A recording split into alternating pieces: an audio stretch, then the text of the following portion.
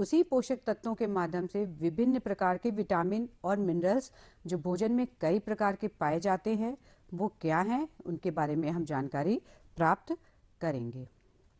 और प्राप्त करेंगे जैसे कि मैंने आपको बताया था कि जो भोजन के तत्व पाए जाते हैं वो विभिन्न प्रकार के भोजन के तत्व हैं। कौन कौन से? कार्बोहाइड्रेट, प्रोटीन, वसा, विटामिन, जल और खनिज लवण। अगर हम ये देखें ये हमारे शरीर के लिए बहुत ज़रूरी हैं, जिनके बारे में हमने पिछली बार कक्षा में चर्चा करी थी। कार्बोहाइड्रेट और वसा ऊर्जा देने वाले स्रोत होते हैं जो हमें शरीर को ऊर्जा प्रदान करते हैं। और विभिन्न कार्बोहाइड्रेट की बात करें तो चीनी, बहुत तरीके के अनाज जिनमें कार्बोहाइड्रेट पाया जाता है। वसा तेल वाले जितने भी खाद्य पदार्थ होते हैं, विभिन्न प्रकार का जो कहते हैं कि वसा का जो प्रमुख स्रोत है वो तेल स्रोत है, चाहे वो पादप से हो या जंतु स्रोतों से हो। और अनाजों में भी, कुछ अनाजों में भी वसा की मात्रा पाई जाती है। प्रोटीन्स सभी प्रकार की हरी सब्जियों, फलों में पाया जाता है। प्रोटीन बहुत ज़रूरी होता है क्योंकि ये शरीर की शारीरिक वृद्धि के लिए अति आवश्यक है। जब हमने विटामिन्स पर चर्चा करी थी तो मैंने आपको बताया था कि विटामिन्स हमारे शरीर के लिए बहुत उपयोगी हैं और ये कई प्रकार के विटामिन होते हैं, ए, बी, सी, डी, ई और के, जो शरीर की वृद्धि के लिए बहुत ज़रूरी होते हैं। जल के बारे में बताया था। जल तो बहुमूल्य निधि है क्योंकि बिना जल के हम रह ही नहीं सकते हैं। हमारे मस्तिष्क का भी विकास जल के द्वारा होता है। और शरीर की प्रतिशत मात्रा के रूप में अगर हम गणना करें तो जो हमारे शरीर का विकास है उसमें 55% जल का उपयोग, जल 55% मात्रा में होता है। खनिज लवण बहुत सारे होते हैं, जैसे मैंने आपको बताया भी, फ्लोरीन, कैल्शियम, आयरन, कई तरह के खनिज लवण पाए जाते हैं जो हमारे शरीर के लिए बहुत ज़रूरी हैं, जिनके बारे में हम आज आगे चर्चा करेंगे। और उम्मीद करती हूँ कि आपने विभिन्न प्रकार के भोजन को वर्गीकृत कर लिया होगा और आगे कर लेते होंगे। अब हम कुछ चित्र आपको दिखाते हैं और आप बताइएगा कि इनमें किस प्रकार के भोजन तत्व पाए जाते हैं। देखिए, पहला चित्र क्या है? दूध का है। तो मैंने आपको बताया था कि एक भोजन तत्व में कई सारे भोजन तत्व पाए जाते हैं। जैसे दूध में सभी प्रकार के भोजन तत्वों का हमें मिलता है। इसमें प्रोटीन भी होता है, कार्बोहाइड्रेट भी होता है, विटामिन्स भी हैं, खनिज लवण भी हैं। तो हम कह सकते हैं कि दूध को एक संपूर्ण भोजन के रूप में लिया जाता है क्योंकि इसमें सभी प्रकार के पोषक तत्व मिलते हैं। क्योंकि आपने देखा होगा, आपके घर में छोटे बच्चे होंगे ना, वो दूध का ही सेवन करते हैं और उनमें विकास होता है क्योंकि उनको सभी प्रकार के पोषक तत्व किससे मिलते हैं? दूध से मिलते हैं। आइए, तो और मैंने आपको बताया था कि ये जो स्रोत होते हैं ये पादप स्रोत भी होते हैं और जंतु स्रोत भी होते हैं। तो दूध किसका स्रोत है? जंतु का स्रोत कहलाता है। दूसरा चित्र है मछली का। इसमें मछली में क्या पाया जाता है? इसमें वसा भी होती है और प्रोटीन भी होता है, दोनों चीजें पाई जाती हैं। और आपको ये चित्र दिख रहा है, आप तो ये पहचान गए ना, जो डेली खाते हैं आप लंच में, ये दाल का चित्र है। दाल में कौन सा स्रोत मिलता है? दाल में प्रोटीन का स्रोत मिलता है जो शारीरिक वृद्धि के लिए बहुत आवश्यक है। फिर फलों का चित्र। अब फलों में तो बहुत सभी तरह के फल आ जाते हैं, संतरा, नींबू, पपीता, कीवी। और कौन से फल खाते हैं आप? बताइए बताइए। सेब, केला, इनमें सब क्या पाया जाता है? इनमें सभी तरह के पोषक तत्व मिलते हैं कुछ ना कुछ मात्रा में। कार्बोहाइड्रेट भी होते हैं, वसा भी होते हैं। जो अगर हम अलग अलग फलों का नाम लेंगे तो कुछ फलों में किसी में किसी चीज़ की बहुतायत होती है और किसी फलों में बहुत कुछ की बहुतायत होती है। और प्रोटीन, विटामिन, खनिज लवण, वसा, सब कुछ हमें, वसा की मात्रा कम होती है हमारे इन फलों में, थोड़ा सा कम मात्रा में होते हैं, इसलिए फलों का हमें प्रतिदिन सेवन करना चाहिए। उसके बाद एक और चित्र है आपके आगे, आलू का चित्र है। इस आलू में क्या पाया जाता है? कार्बोहाइड्रेट पाया जाता है। और आपको बहुत पसंद है ना, शायद आपको सभी सब्जियां पसंद नहीं आती हैं और आप माँ को बोलते हैं कि मुझे आलू ही खाना है। तो आज मैं आपको बता रही हूँ कि सभी प्रकार की सब्जियां, फल कितने महत्वपूर्ण होते हैं और इनका सेवन हमें प्रतिदिन करना चाहिए। तो इन चित्रों के माध्यम से अब आपको भोजन तत्वों के बारे में वर्गीकरण अच्छे से समझ में आ गया है। आगे आइए चर्चा करते हैं विटामिन की।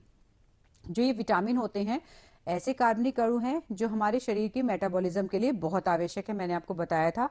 और विटामिन की खोज किसने करी? विटामिन की खोज फंक द्वारा, वैज्ञानिक के द्वारा हुई है। फंक ने ही विटामिन की खोज की है। विटामिन हमारे शरीर में स्वयं नहीं बनते, इन्हें हमें भोजन, वैसे तो सभी पोषक तत्व हमारे शरीर में नहीं बनते, बाहर से लेने होते हैं, लेकिन विटामिन बहुत आवश्यक होता है और इसकी पूर्ति हमें भोजन के द्वारा करनी चाहिए। और प्रतिदिन कुछ मात्रा में हमें वो भोजन लेना चाहिए जिसमें विटामिन बहुतायत में मिलता हो। तो मैंने आपको बताया था विटामिन कई प्रकार के होते हैं। Vitamin A, B, C, D, E और के। फिर से एक बार नाम लें, vitamin A, B, C, D, E और के। इनको दो रूपों में वर्गीकृत किया जाता है, जैसे जल में घुलनशील विटामिन और वसा में घुलनशील विटामिन। अब आप सोच रहे होंगे कि ये कैसे आपने इसको वर्गीकृत कर दिया? क्योंकि ये विटामिन जल में हमारे शरीर में जल के रूप में रहते हैं और इन्हें हमें प्रतिदिन लेना पड़ता है।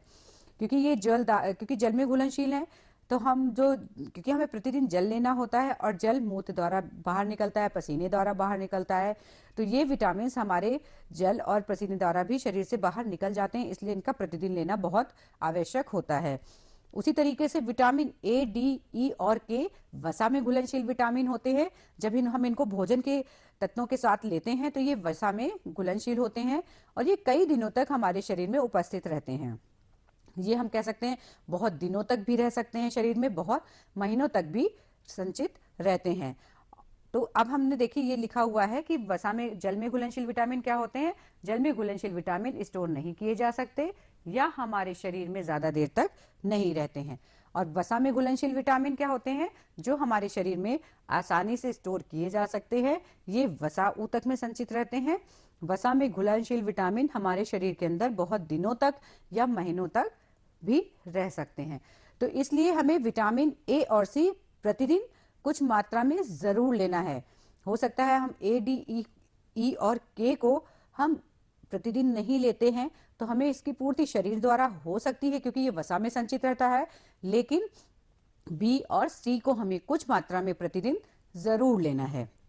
आइए अब चर्चा करते हैं कि ये जो विटामिन हैं ए, बी, सी, डी, ई और के, ये किस किस भोजन स्रोत में पाए जाते हैं और हमें कौन सा भोजन खाना है जिससे इसकी पूर्ति हो। तो देखिए ये हमारे पास विटामिन के सारे नाम लिखे हुए हैं और उनके स्रोत के बारे में लिखा गया है। विटामिन ए सबसे अधिक किसमें पाया जाता है? अंडे, मक्खन, घी, मछली का तेल, हरी सब्जियां, गाजर इत्यादि। विटामिन ए ज्यादातर आपको जो हल्का सा ऑरेंज कलर, रेड कलर की सब्जियां हैं, जैसे पपीता आपने देखा है, पपीता, गाजर, इन सब चीजों में बहुत अधिक मात्रा में विटामिन ए पाया जाता है। या हम ये कह लें कि जो हल्का सा ऑरेंज कलर की सब्जी है या फल है, उसमें विटामिन ए बहुत अधिक मात्रा में पाया जाता है। इसलिए हमें गाजर, पपीता का सेवन करना चाहिए, जो कि विटामिन ए का बहुत ही अच्छा स्रोत होता है। अब आपको समझ में आ गया कि विटामिन ए हमें किससे मिलेगा। और जो लोग अंडे खाते हैं ना, तो आपको विटामिन ए उससे भी प्राप्त हो जाता है। घी में भी कुछ मात्रा में विटामिन ए पाया जाता है। तो अब आपने जान लिया कि विटामिन ए के स्रोत क्या हैं। अब आगे चर्चा करते हैं विटामिन बी के बारे में। जो विटामिन बी है, आप बहुत तरीके के अनाज खाते हैं। अनाज कार्बोहाइड्रेट का एक प्रमुख स्रोत है, जो मैंने आपको पिछली कक्षा में बताया था। अनाज में जो छिलका पाया जाता है, उस छिलके में विटामिन बी पाया जाता है। अंडा, मछली, दूध, पनीर, इन सब चीजों में विटामिन बी पाया जाता है। तो अनाज के छिलकों में रेशे भी पाए जाते हैं, मैंने आपको बताया था, लेकिन विटामिन बी भी पाया जाता है। तो अगर आप इन सब चीजों को खाते हैं तो विटामिन बी की पूर्ति जरूर होगी। विटामिन सी खट्टी चीजों में पाया जाता है। आपने नींबू खाया है? नींबू का स्वाद कैसा होता है? खट्टा होता है ना। और कुछ ऐसी चीजों का नाम बताइए जो थोड़ी सी खट्टी होती हैं स्वाद में, जिसको खा के हमारा मुंह बहुत अजीब सा बन जाता है। जैसे आंवला। शायद आप सभी बच्चों को पसंद नहीं होगा, क्योंकि आंवला थोड़ा सा स्वाद में कसैला सा होता है, बहुत अच्छा स्वाद में होता है। इसका भी प्रतिदिन हमें सेवन करना चाहिए। संतरा, मौसमी, आपने ये सब चीजें खाई है ना, फलों में संतरा खाया है ना, संतरा तो बहुत अच्छा लगता है बच्चों को। आपने उसको फटाफट छीला और उसको खा लिया। तो ये जो खट्टी चीजें होती हैं जैसे नींबू, आंवला, मौसमी, संतरा, इन सभी चीजों में विटामिन सी पाया जाता है। और मैंने आपको बताया कि विटामिन बी और सी जल में घुलनशील विटामिन है, तो आपको प्रतिदिन लेना चाहिए। इसलिए नींबू या संतरा का कुछ मात्रा में सेवन हमें प्रतिदिन जरूर करना चाहिए। कोई भी भोजन का पोषक तत्व तो आप ले सकते हैं, इमली में भी विटामिन सी कुछ मात्रा में पाया जाता है। तो जरूर बी और सी का सेवन इन भोज्य पदार्थों को लिया करें, जिससे शरीर में इसकी पूर्ति हो सके। विटामिन डी, वैसे तो विटामिन डी का सबसे प्रमुख स्रोत क्या कहा जाता है? सूर्य की रोशनी, जो हमारे शरीर में विटामिन डी का निर्माण करती है। लेकिन कुछ मात्रा में हमें भोजन तत्वों से भी मिलता है। वो कौन से हैं? मक्खन, दूध, मछली, और किसका कह लें, मछली का जो तेल होता है उसमें विटामिन जो डी होता है वो पाया जाता है। और सूर्य इसका प्रमुख स्रोत है। इसलिए हमें सूर्य की जो पहली किरण होती है ना, जो मॉर्निंग वाली सनलाइट होती है, तो उसका प्रकाश थोड़ी देर जरूर लेना चाहिए, धूप में बैठना चाहिए, क्योंकि जो विटामिन डी है हमें वो सूर्य के प्रकाश से मिलती है। इसलिए सूर्य के प्रकाश में थोड़ी देर अवश्य बैठना चाहिए। विटामिन ई, विटामिन ई के बारे में चर्चा करें तो विटामिन ई अंडे, गेहूं, हरी पत्ती की सब्जियों में पाया जाता है। हरी पत्ते की सब्जियों में भी विटामिन ई पाया जाता है। अब विटामिन के बारे में जान लें। विटामिन के जो है हमें सोयाबीन, हरी पत्ती वाली सब्जियां और अंडे में मिलता है। तो जैसे मैंने आपको बताया कि हरी सब्जियां हमें ज़रूर खानी चाहिए, क्योंकि इनमें विभिन्न प्रकार के पोषक तत्व तो पाए जाते हैं। जैसे आपको इसमें प्रोटीन भी मिलेगा, वसा भी मिलेंगे, कुछ मात्रा में विटामिन भी होंगे, खनिज लवण भी होंगे।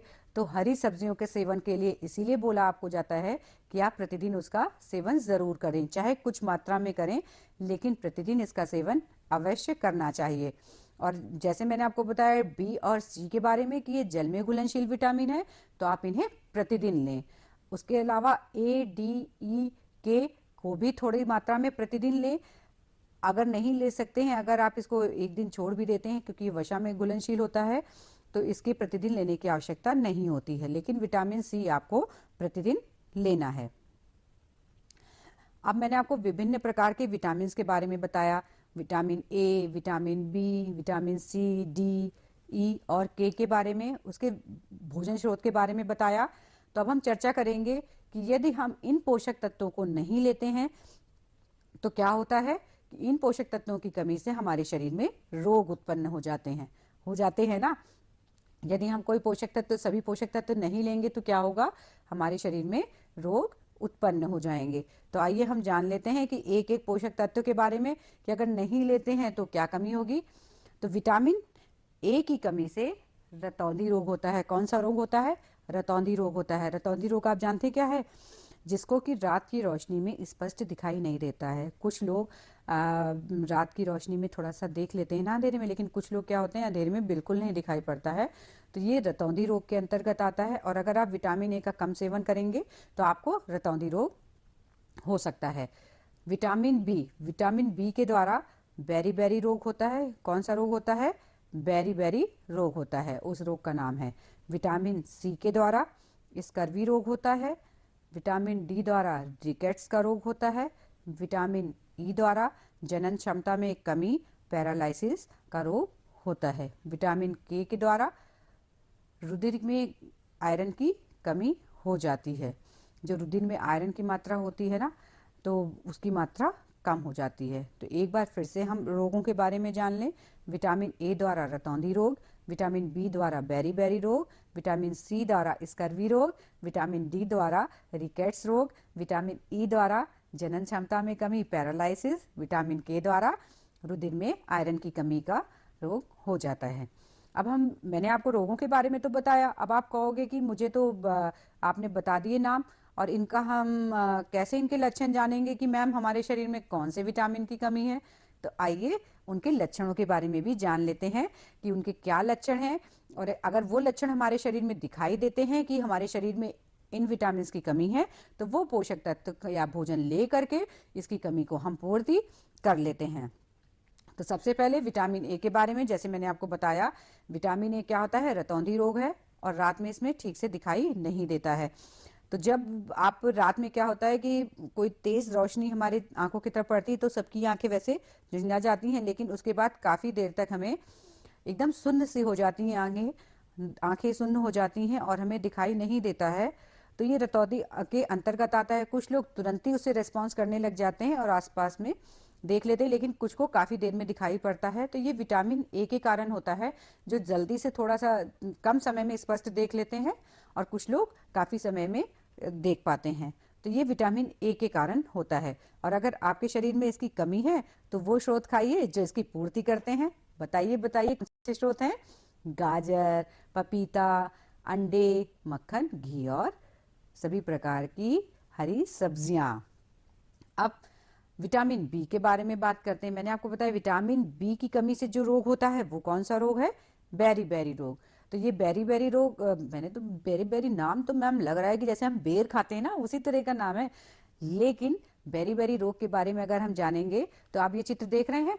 बेरी बेरी रोग क्या है कि होठ और मुंह का फट जाना, हाथ पैर में दर्द, त्वचा का फट जाना। यदि हम बी का सेवन नहीं करते तो आपने देखा होगा ना कि आपके दोस्तों में देखिए कि सब किसी किसी का होठ ज्यादा चिटक जाता है ना, हल्का सा क्रैकिंग हो जाती है और शरीर में भी, और मुंह भी साइड से फट जाता है, हाथों पैरों में दर्द हो जाता है, त्वचा में भी थोड़ी सी खुजली सी होने लगती है। तो ये सब किसकी कमी से होता है? विटामिन बी की कमी से होता है। इसकी पूर्ति के लिए आपको क्या खाना है?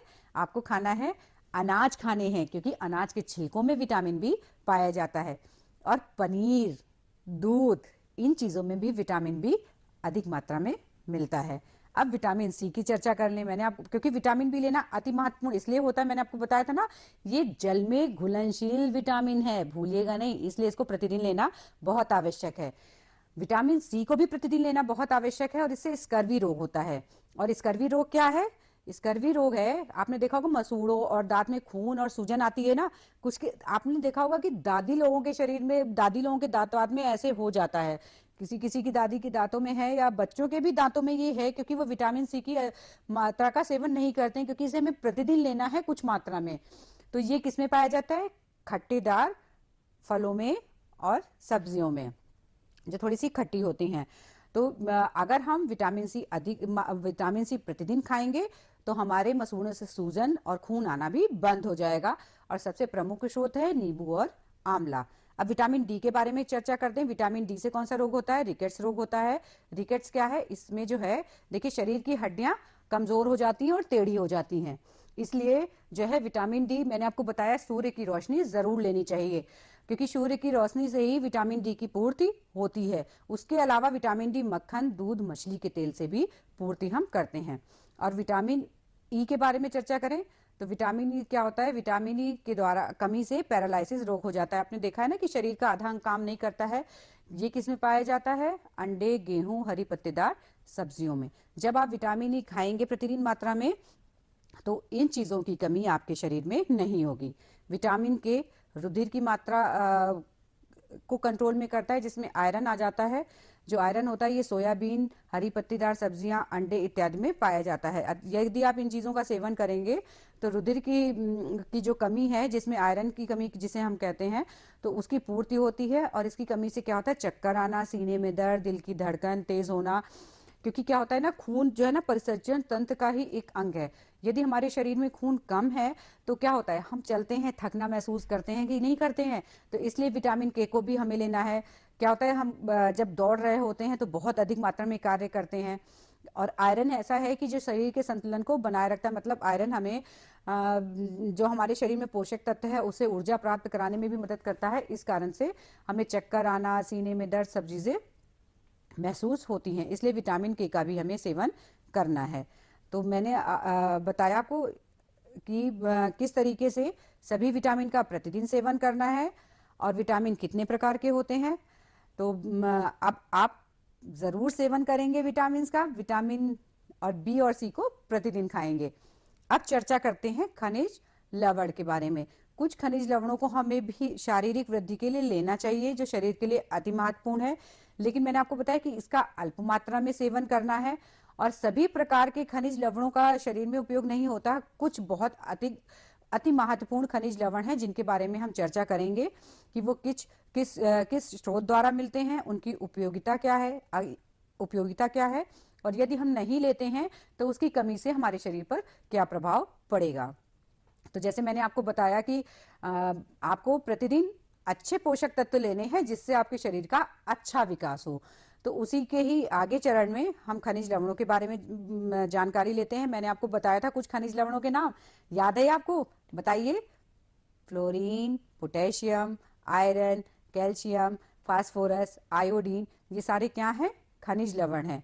और इन खनिज लवणों को हमें प्रतिदिन अपने शारीरिक विकास के लिए लेना चाहिए। अब हम ये जान लेते हैं कि ये खनिज लवण हमें किन स्रोतों से प्राप्त होते हैं। कुछ स्रोत अधिक मात्रा में इन खनिज लवणों की अधिक मात्रा उन स्रोत में होती है, तो इसलिए हमें वो स्रोत खाने चाहिए। जैसे फ्लोरीन किस में पाया जाता है? पीने वाला जल, चाय, समुद्री भोजन। समुद्री भोजन में फ्लोरीन की अच्छी मात्रा होती है, तो समुद्री भोजन हमें अपने खाने में इस्तेमाल करना चाहिए, तो फ्लोरीन की कमी पूरी हो जाती है। उसी तरीके से पोटेशियम किस में पाया जाता है? आप इसमें देख रहे होंगे, थोड़ा सा मैं एक बार बता देती हूँ। ये एफ जो है इसका सांकेतिक चित्र है। फ्लोरीन को शॉर्ट में एफ से रिप्रेजेंट करते हैं, पोटेशियम को के से रिप्रेजेंट करते हैं। तो ये किससे पूर्ति होती है इनकी? मांस, दूध, अनाज, फल और सब्जियों द्वारा पोटेशियम हमें मिलता है। तो शरीर में पोटेशियम भी बहुत महत्वपूर्ण है। फिर आयरन के बारे में चर्चा कर लेते हैं। आयरन जिसे Fe द्वारा प्रेजेंट करते हैं, जिसमें मांस, अंडा, फलियां, अनाज, हरी सब्जियां आ जाती हैं। कैल्शियम के बारे में जिसे Ca द्वारा रिप्रेजेंट करते हैं, और ये कैल्शियम है जिसमें दूध, पनीर, हरी सब्जियां, फलियां और अनाज सम्मिलित होते हैं। P फास्फोरस किसमें पाया जाता है? दूध, मांस, अंडा में पाया जाता है। सबसे अंत में आयोडीन, समुद्री भोजन, आयोडीन युक्त नमक। आपने टीवी में बहुत सारे ऐड देखे होंगे और टीवी सभी बच्चे देखते हैं, तो आपने देखा होगा कि हमें आयोडीन युक्त नमक लेना चाहिए, क्योंकि आयोडीन नमक हमारे शरीर के विकास के लिए बहुत महत्वपूर्ण है।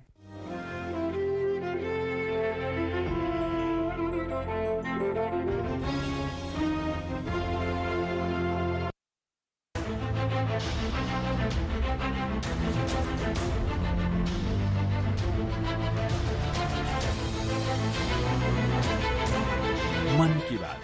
माननीय प्रधानमंत्री श्री नरेंद्र मोदी भारत की जनता से साझा करेंगे अपने मन की बात रविवार 29 अगस्त सुबह 11 बजे। आकाशवाणी के सभी केंद्र, सभी चैनल इसे प्रसारित